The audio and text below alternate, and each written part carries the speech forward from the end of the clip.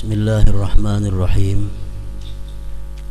Alhamdulillahilladzi nazzala ala nabiyyina sab'al mathani wal qur'anal azim alladzi yufraqu fihi kullu amrin hakim. Ashhadu an la ilaha illallah wahdahu la syarika lah al-ghaffarul halim. Wa ashhadu anna sayyidana Muhammadan abduhu wa rasuluhu ar-raufur rahim. Allahumma salli wa sallim wa barik ala sayyidina maulana Muhammad wa ala ali wa ashabi sayyidina Muhammad salatu wa salamu wa barakah daimatin ila akhiril abad. Amma ba'd. Yang kita hormati dan kita cintai para habaib, para alim ulama, muhibbin, hadirin wal hadirat rahimakumullah. Pertama-tama selalu kita menghaturkan puji syukur kehadirat Allah Subhanahu wa taala atas berbagai macam nikmat anugerah yang diberikan kepada kita sehingga kita kembali pada malam hari ini dapat berkumpul bersama-sama. Dan tidak lupa salawat dan salam kita haturkan kepada junjungan kita Nabi besar Muhammad sallallahu alaihi wasallam, juga kepada para sahabat, keluarga, zuriat dan pengikut beliau ila yaumil qiyamah. Para muhibbin rahimakumullah, firman Allah Subhanahu wa taala di dalam kitab suci Al-Qur'an. A'udzubillahi minasyaitonir rajim. Inna anzalnahu fi lailatul qadr. Terjemahannya adalah sesungguhnya kami menurunkan Al-Qur'an itu pada malam yang agung, pada malam yang mulia atau Lailatul Qadar. Ibnu Abbas radhiyallahu anhu, salah seorang pemuka ulama mufassirin, mengatakan pada malam Qadar itu Allah Subhanahu wa taala menurunkan Al-Qur'an dari Lauhil Mahfuz sekaligus dari awal sampai akhir ke Baitul Izzah yang berada di langit pertama. Kemudian dari Baitul Izzah sampai kepada junjungan kita Nabi besar Muhammad sallallahu alaihi wasallam, Al-Qur'anul Karim diturunkan secara bertahap selama kurun waktu kurang lebih 23 tahun. Ada yang diturunkan sewaktu beliau berada di Makkah, maka dinamakan ayat itu namanya ayat Makkiyah. Dan ada pula wahyu yang diturunkan pada waktu beliau berada di Madinah, maka namanya pun ayat itu ayat Madaniyah. Nah, para muhibbin rahimakumullah, pada masa Rasulullah sallallahu alaihi wasallam masih hidup di alam panah ini, Al-Qur'an itu belum dibukukan seperti sekarang ini. Jadi ngaran Al-Qur'an itu mana kitabnya belum ada. Al-Qur'an pada waktu hidup Rasulullah itu masih berada di dalam hafalan-hafalan para sahabat yang hafal.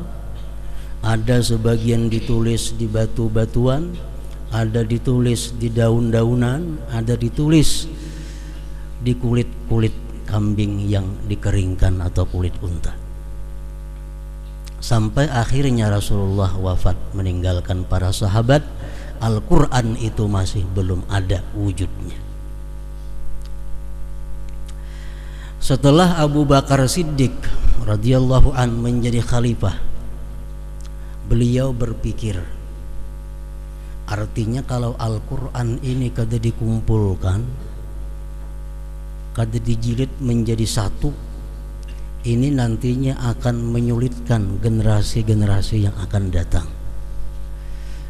Siapa tahu nantinya yang hafal-hafal Quran itu wafat, generasi berikutnya kada hafal lagi, akhirnya Quran bisa hilang. Nah, beliau Abu Bakar Siddiq itu berinisiatif dan bersama-sama Sayyidina Umar bin Khattab radhiyallahu an, beliau menyuruh salah seorang sahabat yang bernama Zaid bin Thabit untuk mengumpulkan Al-Quran. Nah, jadi Zaid bin Thabit inilah orang yang pertama yang mengumpulkan Al-Quran, mencatat Al-Quran dari hafalan-hafalan yang ada di dalam dada para sahabat sampai Al-Quran yang bertebaran di daun-daunan, di batu-batuan dikumpulkan oleh Zaid bin Thabit ini menjadi satu biji Al-Quran. Para muhibbin rahimakumullah, setelah Abu Bakar ini wafat, Khalifah Umar bin Khattab yang kedua, Al-Quran masih demikian adanya. Kemudian pada masa Khalifah Utsman bin Affan radhiyallahu an, Utsman berinisiatif untuk menyusun kembali Al-Quran yang dihimpunkan oleh Zaid bin Thabit itu, disusun surah-surahnya sesuai dengan apa yang diterangkan oleh Rasulullah semasa beliau masih hidup. Jadi Zaid bin Thabit ini menyusun Quran, menyusun mintu aja, surahnya kada bersusun, kada beratur, cuma lengkap sebiji Al-Quran. Utsman bin Affan lah yang menyusun Al-Quran itu sesuai dengan petunjuk Rasulullah semasa beliau hidup, disusun surah-surahnya sedemikian rupa, mulai dari Al-Fatihah yang pertama, kemudian Al-Baqarah, Ali Imran, An-Nisa sampai seterusnya. Itu merupakan jasanya daripada Khalifah yang ketiga Utsman bin Affan radhiyallahu anhu. Sayyidina Ali pernah berkata, setiap kita membaca Al-Quran itu Abu Bakar Siddiq dapat satu pahala. Setiap umat muslim sampai hari kiamat membaca Al-Quran itu Abu Bakar Siddiq dapat pahala. Kenapa sebabnya? Karena beliaulah orang yang pertama yang punya gagasan untuk menghimpunkan Al-Quran itu. Pada masa Utsman bin Affan, kemudian masa Khalifah Imam Ali bin Abi Thalib karramallahu wajhah, kemudian Imam Hasan bin Ali bin Abi Thalib, kemudian Khalifah Muawiyah, Yazid dan Muawiyah sampai seterusnya, Al-Quran sudah disusun surahnya namun belum diberi titik dan belum diberi baris. Jadi kada bertitik dan kada berbaris, sehingga orang nang kada mengaji kada kau membaca Al-Quran. Sebabnya kada ada titiknya. Apakah huruf ta kah ini? Apakah huruf sa? Apakah huruf ba? Kada tahu. Sama bentuknya macam jukung. Nah, jadi mesti orang dahulu belajar Al-Quran talaki, artinya langsung berguru. Berguru, dibacakan Quran, dijaga. Nah, kalau membaca seorang kada bisa karena titiknya belum ada, barisnya belum ada. Nah, kemudian menurut sebagian ahli sejarah mengatakan pada masa Khalifah Abdul Malik bin Marwan, ini khalifah yang ke-10 sesudah Rasulullah sallallahu alaihi wasallam, pada tahun 80 Hijriah sekitar itu, Abdul Malik bin Marwan ini berinisiatif menyuruh para ulama waktu itu untuk memberikan titik-titik pada Al-Quran sekaligus baris-barisnya. Salah satu ulama yang beliau perintahkan untuk mengerjakan itu adalah yang disebut dengan Syekh Yahya bin Ya'mur.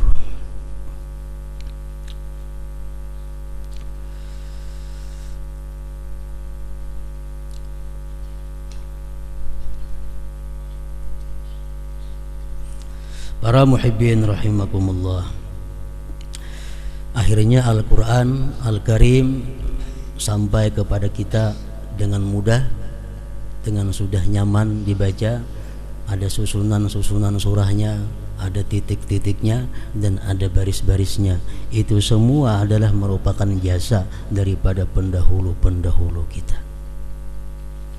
Dengan demikian bahwa Al-Quran yang ada pada sekarang ini adalah merupakan bid'ah hasanah. Karena zaman Rasulullah kada ada Al-Quran macam kita. Itu menyusun Al-Quran, menyusun surah-surahnya, itu merupakan inisiatif daripada para sahabat. Jadi itu bid'ah. Orang-orang yang anti bid'ah hendaknya jangan membaca Quran yang ada-ada ini. Itu bid'ah, namun disebut namanya bid'ah hasanah, bid'ah yang baik. Para muhibbin rahimakumullah, Al-Quranul Karim oleh para ulama disebutkan terdiri dari 30 juz. Itu sepakat. 114 surah. Itu pun sepakat.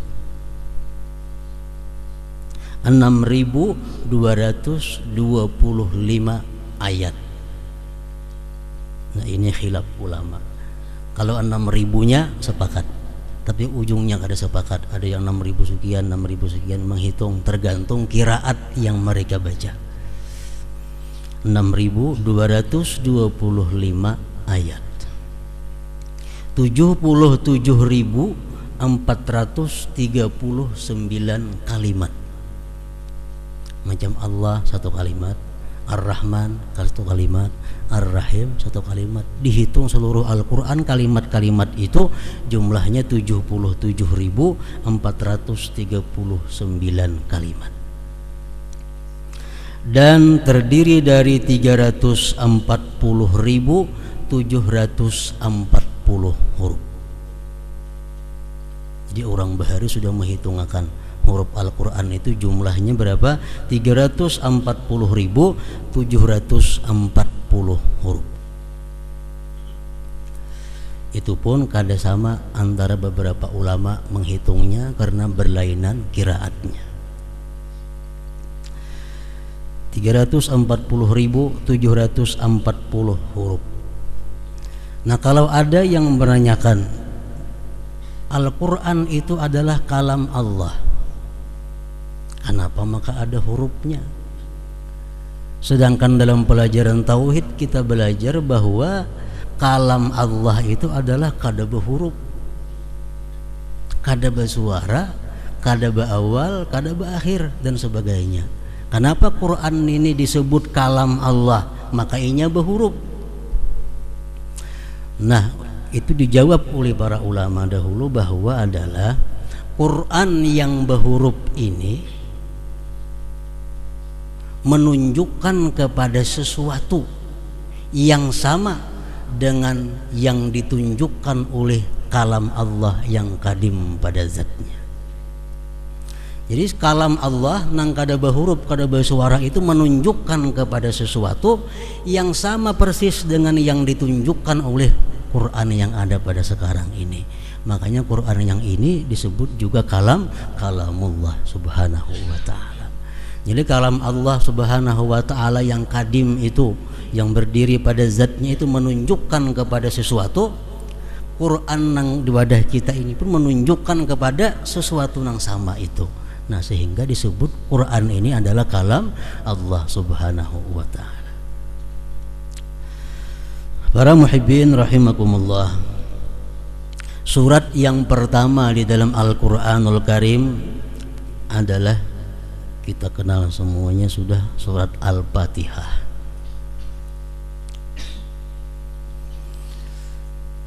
Ada beberapa macam nama surat Al-Fatihah ini.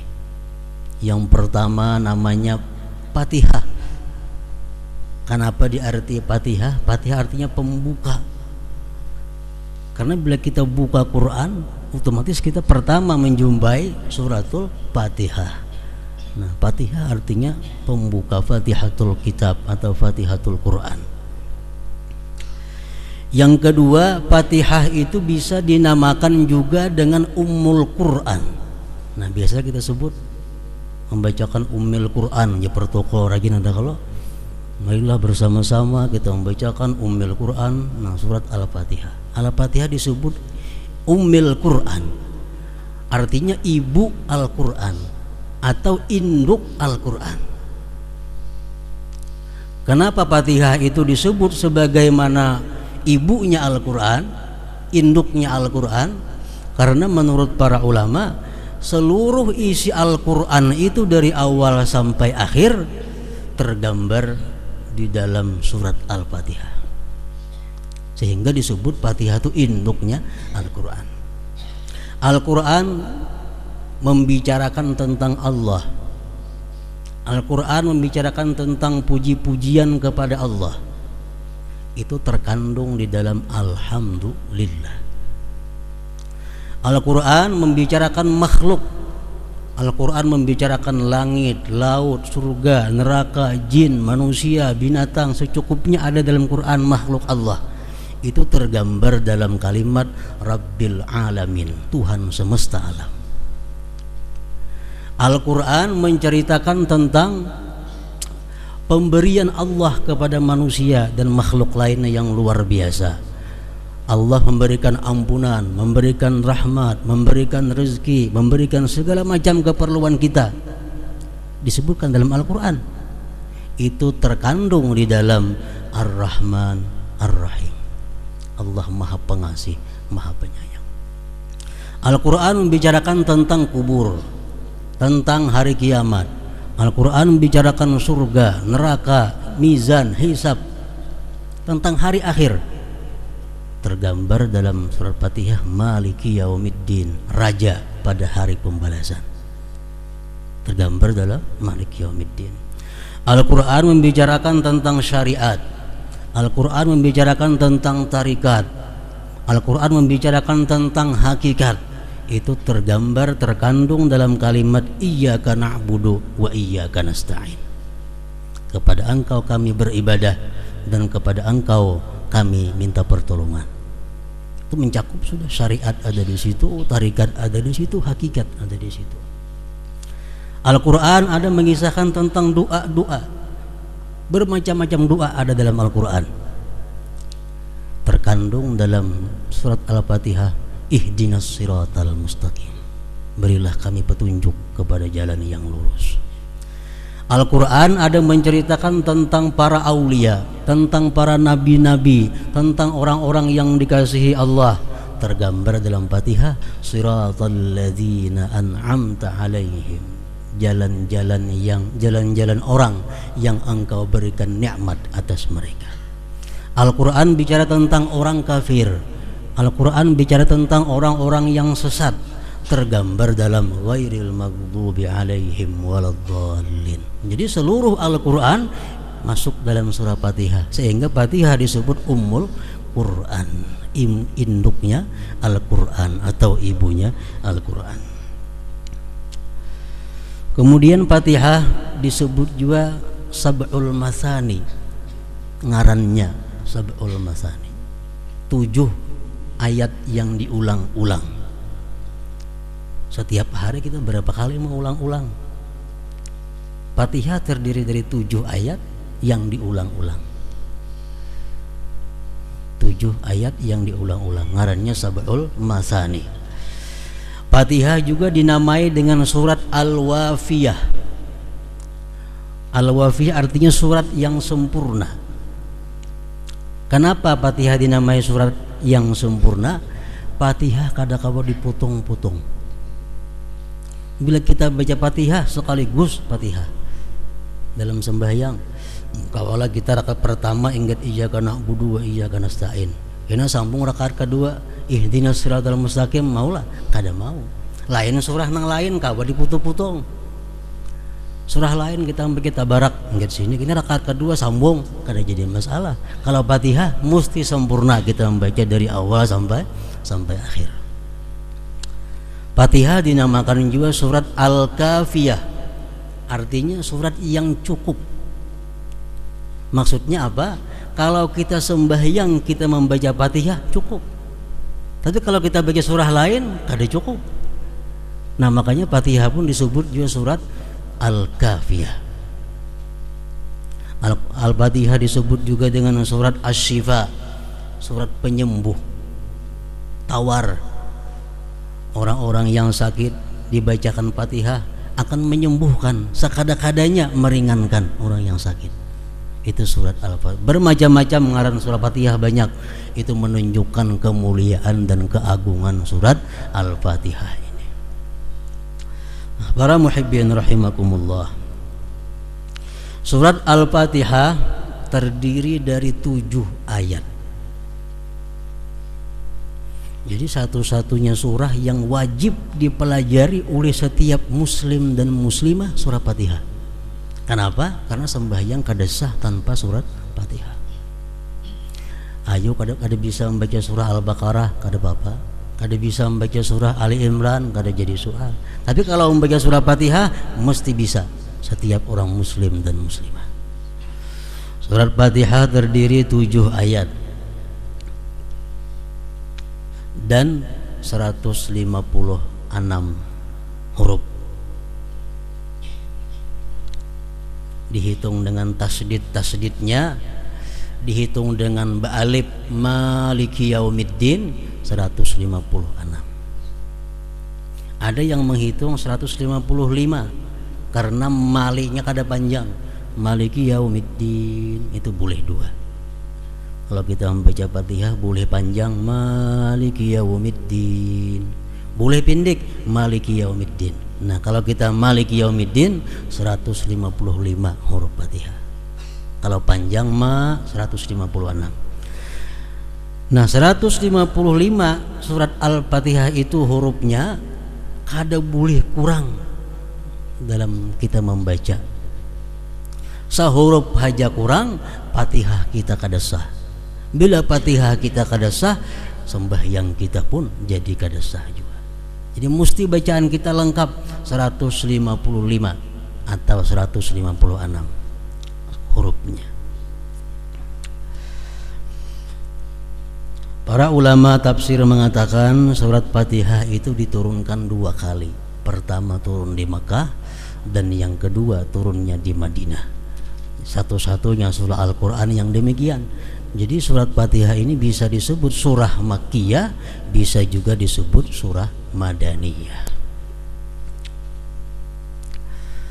Kemudian ayat pertama dari suratul Fatihah menurut Imam Syafi'i ialah Bismillahirrahmanirrahim, ayat pertama. Ayat kedua Alhamdulillahirabbil alamin. Ayat ketiga Ar-Rahmanirrahim.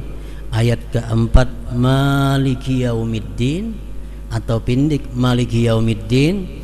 Yang kelima Iyyaka na'budu wa iyyaka nasta'in.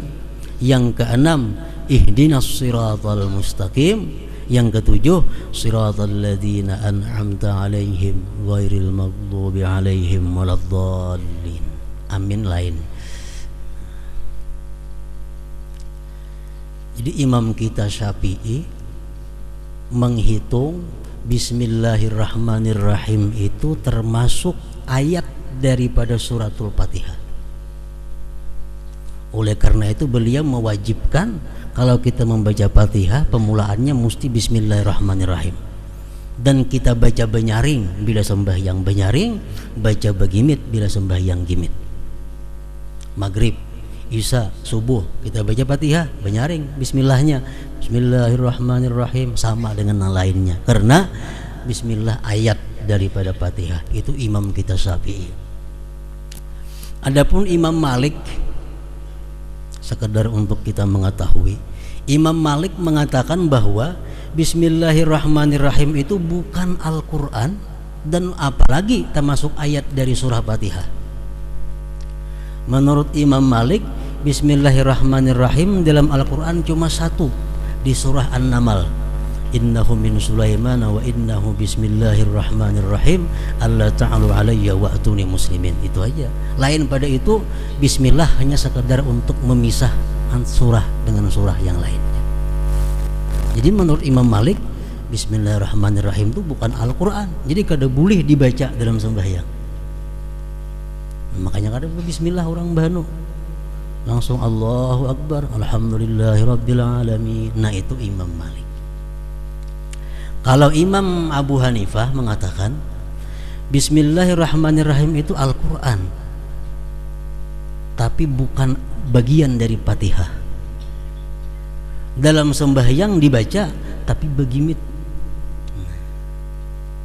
Bismillahirrahmanirrahim, Alhamdulillahirabbil alamin, menyaring alhamdulillah.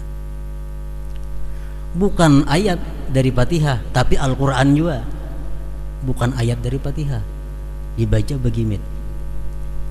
Kalau mazhab Hambali mengatakan bahwa Bismillahirrahmanirrahim itu ayat daripada Fatihah juga, tapi dibaca begimit. Alhamdulillah mulai menyaring. Nah,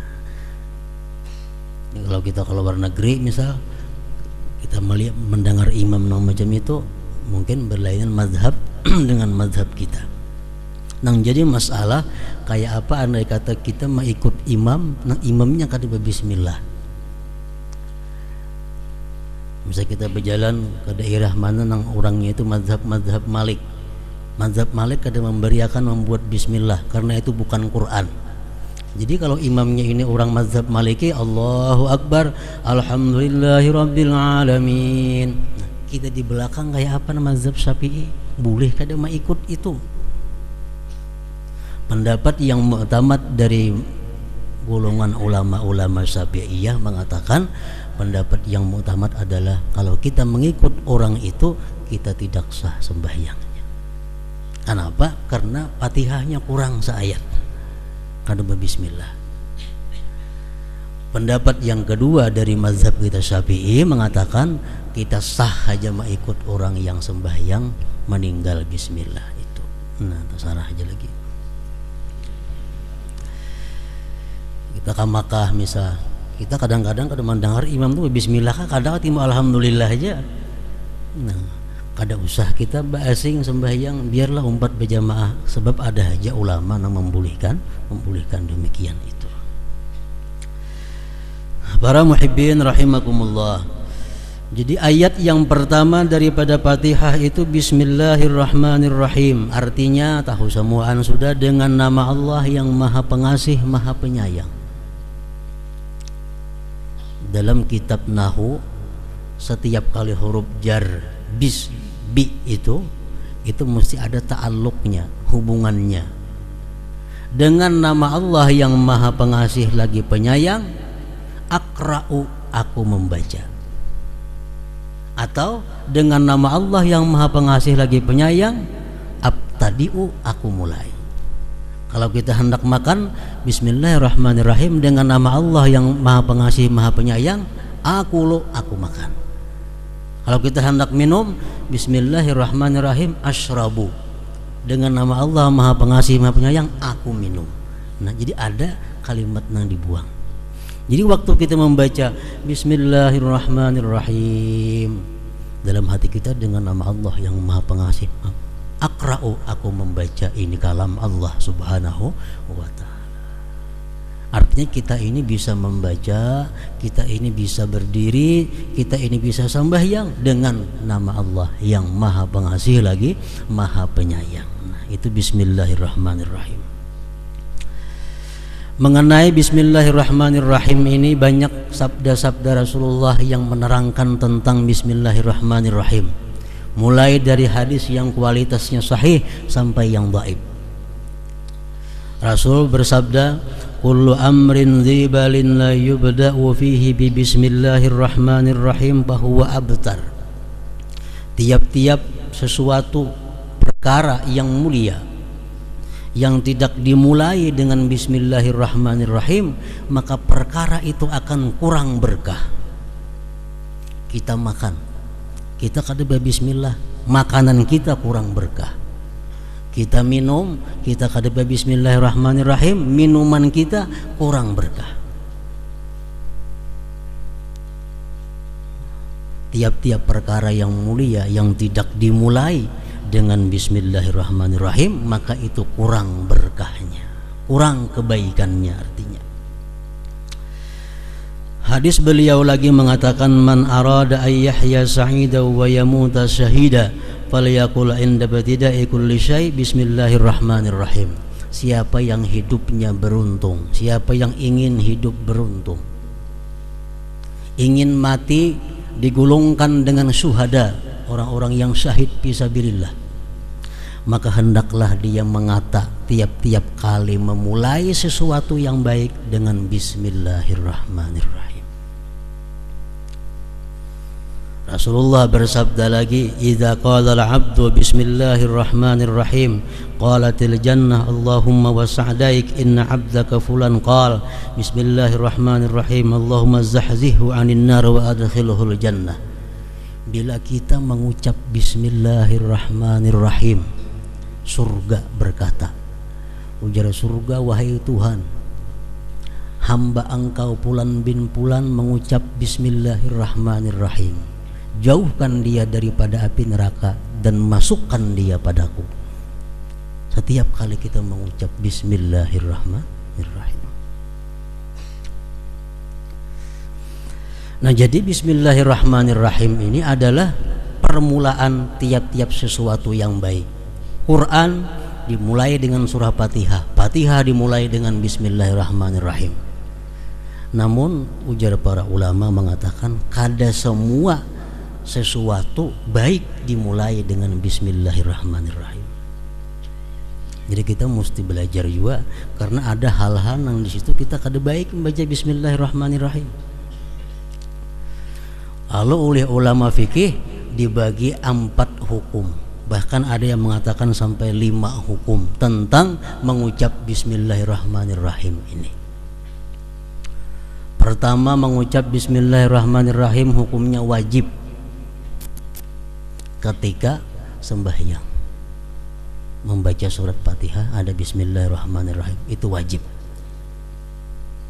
Yang kedua, membaca bismillahirrahmanirrahim sunat ketika kita hendak berwudu, hendak mandi, hendak makan, hendak minum, bismillahirrahmanirrahim, itu sunat.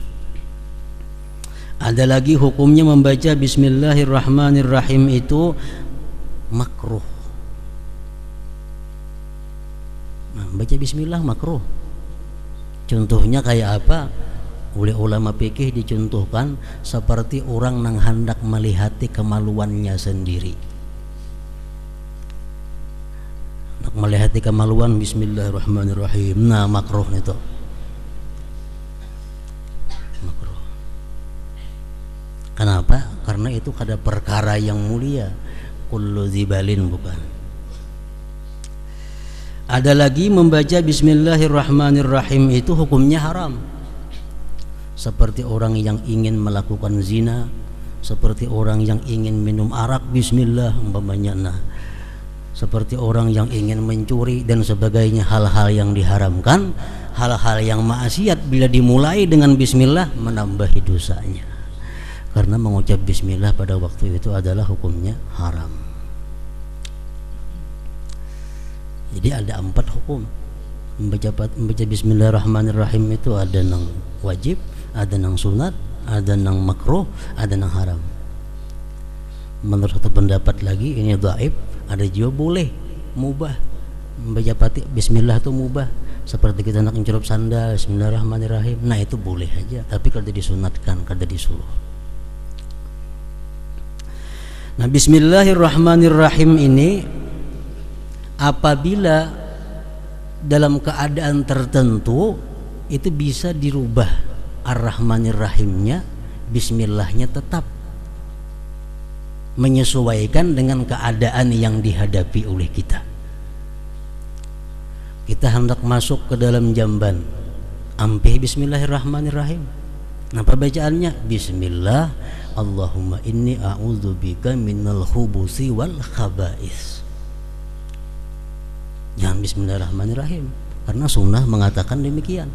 Bismillah, Allahumma inni a'udzubika, ya Allah aku berlindung dengan Engkau, minal khubusi wal khaba'is, dari sitan laki-laki dan sitan-sitan perempuan. Hanya kita masuk ke dalam jamban, bismillah. Apa gunanya kita mengucap bismillah itu hendak masuk ke dalam jamban? Imam Ali bin Abi Thalib karramallahu wajhah mengatakan, pendinding antara syaitan jin dengan aurat kita adalah bismillah itu. Syaitan ada laki-laki, ada syaitan bini-bini. Kalau kita masuk ke dalam jamban, kita kada bismillah, syaitan tertawaan. Kenapa? Ini melihat jelas aurat kita. Nah, dalam jamban kita membuka aurat. Kalau laki-laki, syaitan bebinian nang mehentipakan. Nah, makanya berlindung dari syaitan laki-laki dan syaitan perempuan. Nah, jadi kalau bini-bini nang masuk ke jamban kada bacaan itu, syaitan lakiannya begiawan lawan kawannya. Nah, jadi ujar Sayyidina Ali, pelindung antara mata-mata syaitan dengan aurat itu adalah bismillah. Amunnya kada hafal bismillah sekurang-kurangnya. Bismillah hanya masuk ke dalam jamban, jangan dalam jambannya, masih di luar jamban membaca bismillah itu. Bismillah, Allahumma inni a'udzubika minal khubuthi wal khaba'is. Nah, dirubah sudah, jangan bismillahirrahmanirrahim lagi. Waktu kita hendak bersetubuh, disunatkan oleh agama, dipraktikkan oleh Rasulullah, kita membaca bismillah. Tapi jangan lagi bismillahirrahmanirrahim. Bismillah, Allahumma jannibna syaitan wa jannibi syaitan ma razaqtana. Ini sunat kifayah.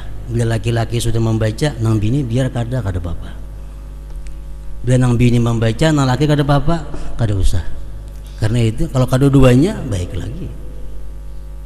Cuma kada bismillahirrahmanirrahim, bismillahnya aja dipakai, disambung lawan keadaan doa yang cocok untuk itu. Apa gunanya orang yang hendak bersetubuh itu membaca bismillah sampai seterusnya tadi?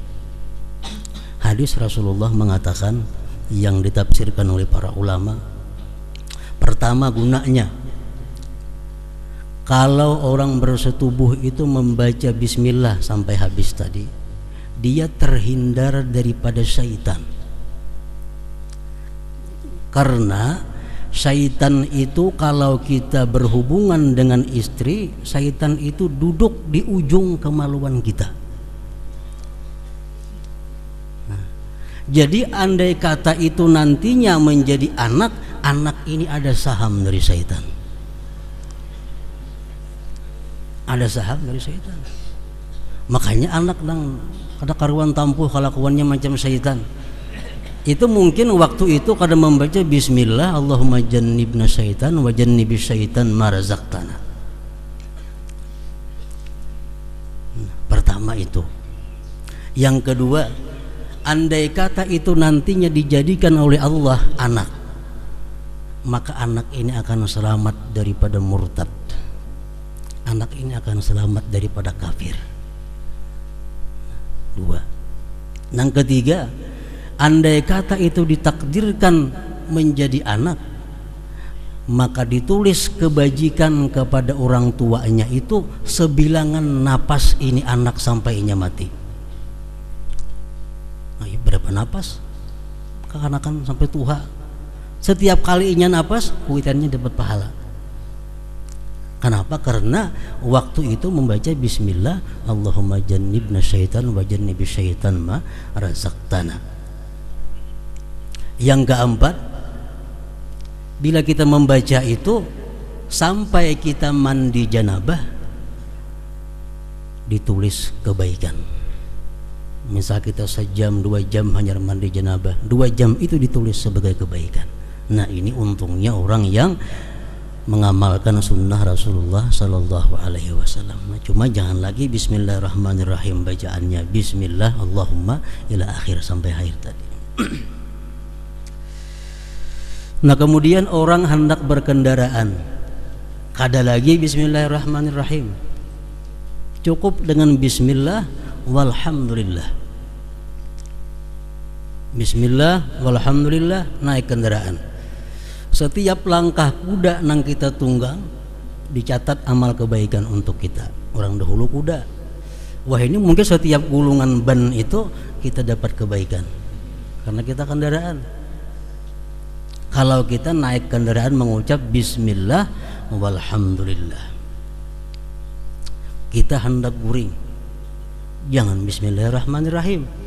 Nabi kita mengajarkan bismikallahumma ahya wa amut, guring kita. Supaya apa? Supaya andai kata kita mati dalam guring, kita mati dalam keadaan husnul khatimah. Itu gunanya hendak guring membaca bismikallahumma ahya wa amut. Artinya apa? Akhir kalam kita dalam alam jaga ini adalah kalimat bismikallahumma ahya wa amut. Kalau kita mengamalkan itu, nantinya kita ada harapan karena akhir kalam di akhir umur mengucap kalimat la ilaha illallah. Karena mulai wahyunya sudah membiasakan hendak guring bismikallahumma ahya wa amut itu. Nah, kemudian lagi kita hendak berbaju, hendak berpakaian, bukan bismillahirrahmanirrahim. Bacaannya hendak berpakaian biasa, bismillah Allahumma inni as'aluka min khairihi wa khairi ma huwa lahu wa a'udzubika min syarrihi wa syarri ma huwa lahu. Insyaallah pakaian yang kita pakai ini mendapat berkah dari Allah Subhanahu wa taala. Nah, jadi berbagai macam hadis yang menyebutkan tentang keutamaan bismillah itu. Selengkapnya bismillahirrahmanirrahim. Nah, jadi dalam hal ini bahwasanya bismillahirrahmanirrahim itu merupakan satu ayat daripada 7 ayat surat Fatihah. Ketinggalan sahuruf aja Fatihah kita kada sah. Bila Fatihah kada sah, otomatis sembahyang kita pun kada sah juga. Nah, selanjutnya ayat yang kedua daripada surat Al-Fatihah itu adalah alhamdulillahirabbil alamin. Insyaallah pada minggu yang akan datang.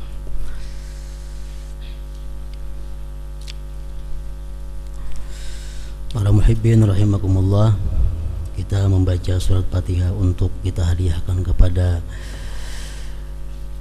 dengan niat agar Habib Zain bin Ahmad Al-Idrus disembuhkan oleh Allah Subhanahu wa taala. Wa ila hadratin Nabi sallallahu alaihi wasallam. Al-Fatihah. A'udzubillahi minasyaitonir rajim. Bismillahirrahmanirrahim. Alhamdulillahirabbil alamin. Arrahmanir rahim. Maliki yaumiddin. Iyyaka na'budu wa iyyaka nasta'in. Ihdinas siratal mustaqim.